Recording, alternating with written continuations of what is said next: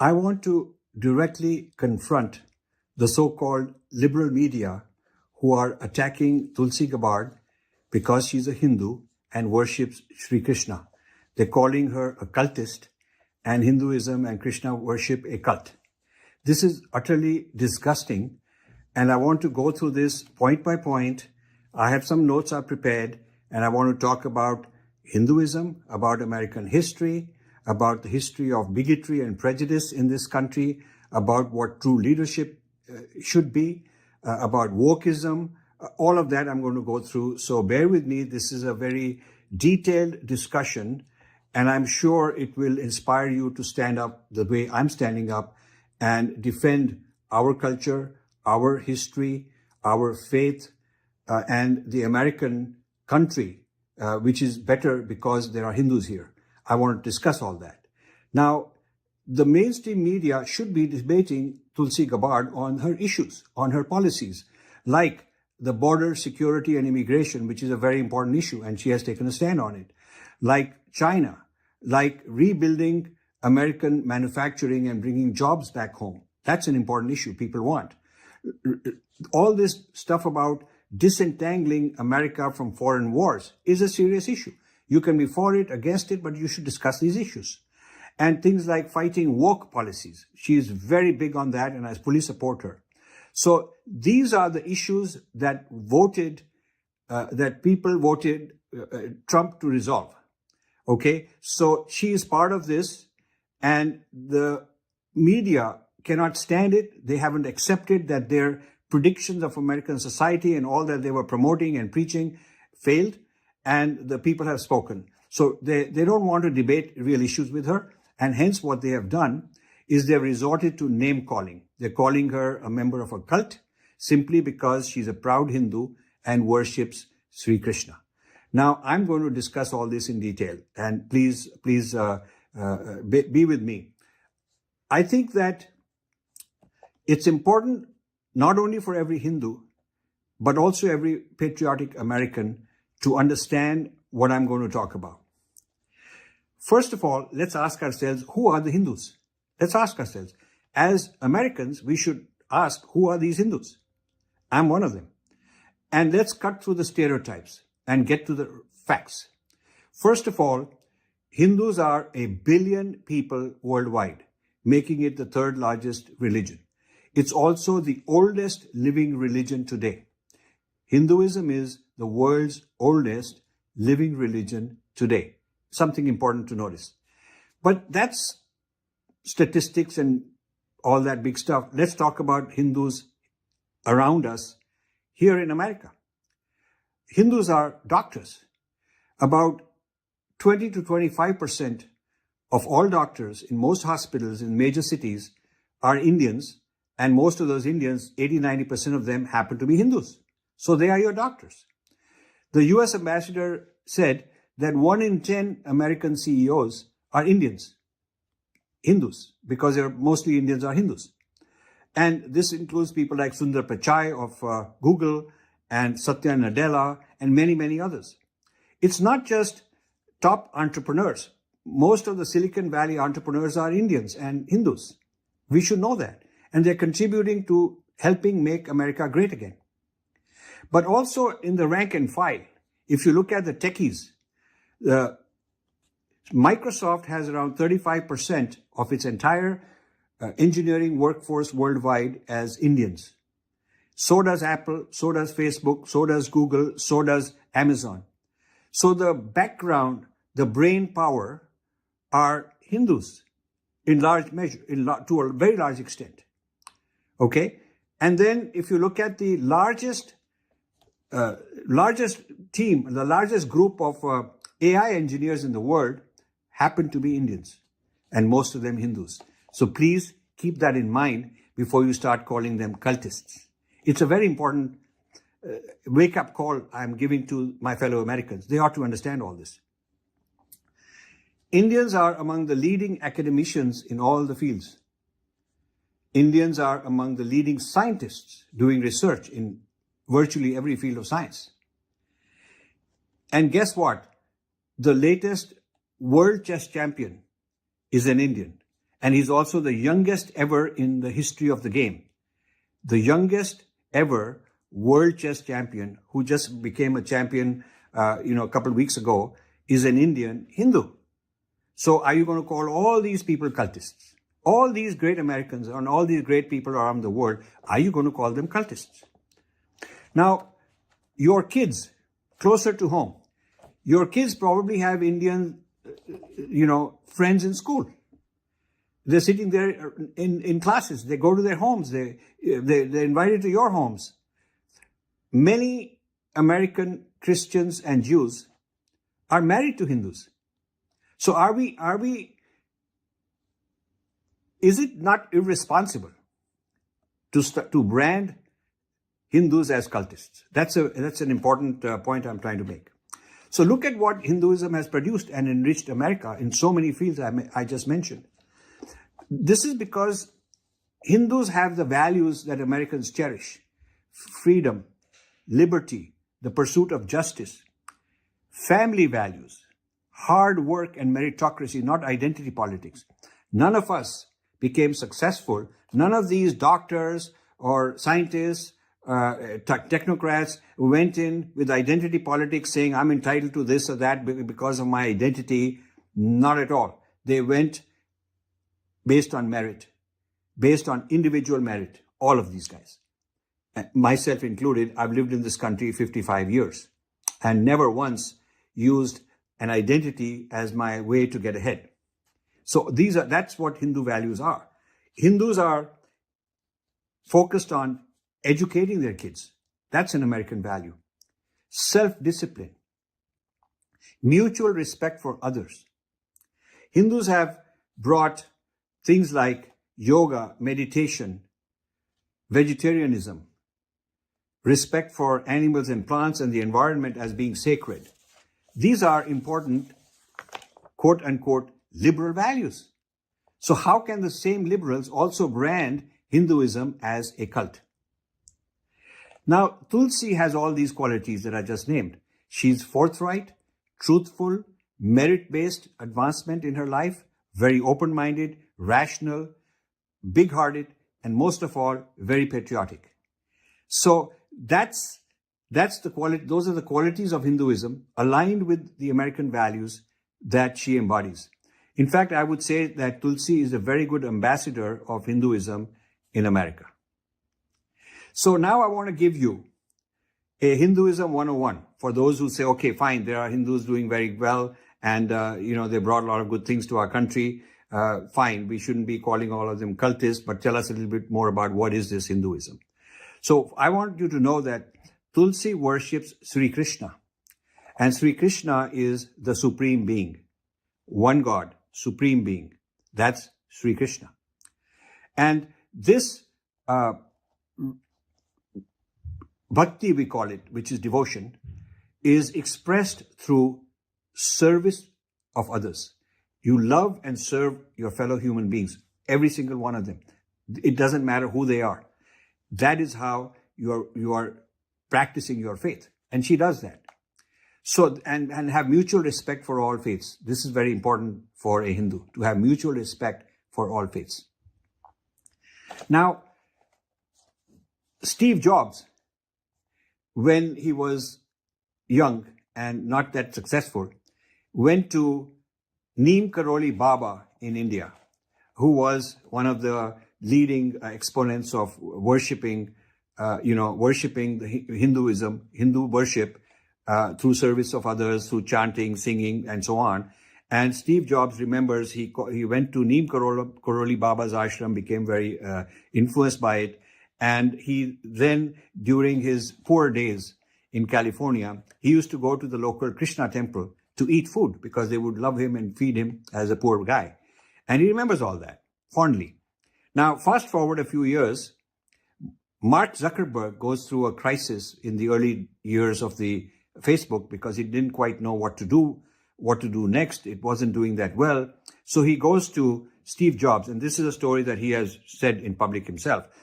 He goes to Steve Jobs looking for some advice as a mentor. And Steve Jobs says, go to India and go to Neem Karoli Baba's ashram and be there, and you'll get inspired with ideas and so on. So Zuckerberg does exactly that. He goes to India, he stays in the Neem Karoli Baba ashram, and that is where he recalls that is where he sees so many diverse people from all over coming together, living in harmony, getting to know each other, exchanging ideas with mutual respect. And he says, that could be done on a world scale using the internet. So he comes back with a very clear idea, and that's what transforms Facebook into what it became. Now, the point I'm making is, would you consider Steve Jobs a cultist? Would you denounce Apple and Steve Jobs because he was a member of a cult, just because he was inspired by Hindu deity, Hindu worship? And would you say that Zuckerberg is a cultist? I mean, I'm just giving you examples to show how ridiculous such a claim is. Now, Tulsi is a politician fighting for American pluralism. And let me tell you a little bit about American pluralism. There was a time when the Irish were not considered legitimate people. They were brought as slaves because of the British, the English colonized Ireland. English were Protestants and Irish people were Catholic. And so they were colonized, they were turned into slaves and indentured laborers, and they were brought into this country, into the United States in that way. And there's a book called How the Irish Became White. Actually, an Irish friend gifted me that book in the 1990s. It's a very popular book taught in all the Ivy Leagues when they talk about racism and religious bigotry. They talk about that, how the Irish became white. It was in the 1800s, as a result of some big violence erupted between the Irish and the English in Pennsylvania, somewhere in Philadelphia. And as a result of that, a deal was made that, okay, from now on, Irish will be respected as equals and so on. So that's how kind of the Irish became white, in a metaphorical sense. But even many decades later, when John F. Kennedy was running for president, the mainstream media was asking, he's a Catholic, he's an Irish Catholic, and is he fit for being president? This was a question being asked as recently as the 1960s of John F. Kennedy. So you see, today people don't ask that because Kennedy fought that. He fought that issue. He prevailed. He didn't run away from it. Now, if you think that that's ended, there's no more bigotry of that sort, look at Mitt Romney.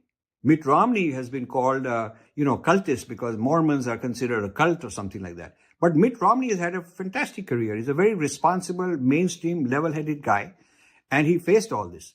So you see, what I want to tell you, and there's a book, similarly, there's a book on how the Jews became white folks. How the Jews became white folks. The Jews faced the same thing. They faced anti-Semitism, they still do, and then they organized to fight all this bigotry, face it rather than run away from it. And so this has enriched the country. So many Jews doing so well, contributed to the country in a grand way. And even though there's bigotry and anti-Semitism against them, they are organized to push back. They're not giving up. And that's very important. Not to give up, but to fight back. And that's what Tulsi is doing for the Hindus. Now, Gandhi influenced Martin Luther King. And Martin Luther King's mentor visited India to study the Gandhi's movement called Satyagraha, which is translated as, non-violent civil disobedience. And they brought that to America, a Gandhian non-violent civil disobedience that became the foundation of the civil rights movement. And Martin Luther King and Coretta Scott King, his wife, went to India to pay homage to Gandhi. And there's a lot written on that. In fact, in the 90s, I went to Atlanta and met with Coretta King, the widow. We had some time together because my foundation was sponsoring a project on the civil rights movement and the role of Gandhian thought in the civil rights movement. Jesse Jackson went to India. Jesse Jackson also wrote about the influences of the Indian thinking in the civil rights movement. And Gandhi was, of course, a Hindu, very openly and very proudly. Does it mean that the civil rights movement is a cult movement or was inspired by a cult movement? I mean, wouldn't it be ridiculous to think like that? So, when you examine the claim of Hindus are cults, and hence a smear on Tulsi Gabbard, I mean, it's so ridiculous. Are Sikhs cults? Is Sikhism a cult? The Sikhs, who wear turban as their symbol, I mean, a lot of their qualities and characteristics and beliefs and practices are like Hindus. Are Buddhists a cult? I mean, where do you draw the line? And who gets to decide? Now, this is where I want to roll back 2,000 years of history. The early followers of Jesus were considered a dangerous cult by the Romans, and they were persecuted. And hence Jesus was crucified. Because, and here's a man who never had a weapon. He never harmed anybody. He never promoted people to harm anybody. He was non-violent. None of his followers were violent. And yet, simply because of his ideas and what he said and his thoughts, he was considered a dangerous man, had to be killed. Now, that's how dangerous this business can be when you start having a litmus test on who's a cult and who's not a cult. And who gave these so-called liberals the right to decide who a cult is and what a cult consists of. Shame on them. Now, Tulsi is unafraid of controversy. This is a very important point I'm making. There are people who run away from controversy and they make compromises with the truth because they don't want to be controversial and pay the price. But a true leader goes towards the controversy, not away from it, and uses the controversy to educate people, faces it with responsibility, explains the point, educates ignorant people, and helps them get out of this. That's what true leadership is. In fact, Donald Trump is probably the most controversial president we've had, at least in recent times. And he took the most controversial issues and put them on the table, discussed whether we should be in foreign wars, whether we should continue this woke trend in America, whether the border should remain open or not, etc., etc. So many issues. And the people voted for him. So they wanted these controversies discussed and resolved openly, rather than the cancel culture of the other side that said, cancel the people who are talking something that you don't agree with. So being open, forthright, honest in the face of controversy is the sign of a true leader. And the American people have woken up and supported that. And Tulsi is a part of that movement, a very important contributor to that movement. So not only has Trump been elected based on his controversy and not running away from those ideas, but he's appointed a very controversial cabinet. And I'm very happy with that because we need to open up conversations. Whatever the ultimate policies end up being remains to be seen. But we should not cancel the discussion. We should not prevent people from speaking and being who they are and being very open and honest about it. One thing you will find common among all these diverse people that are in the cabinet they've been nominated so far is that they're all very bold and they're all very open.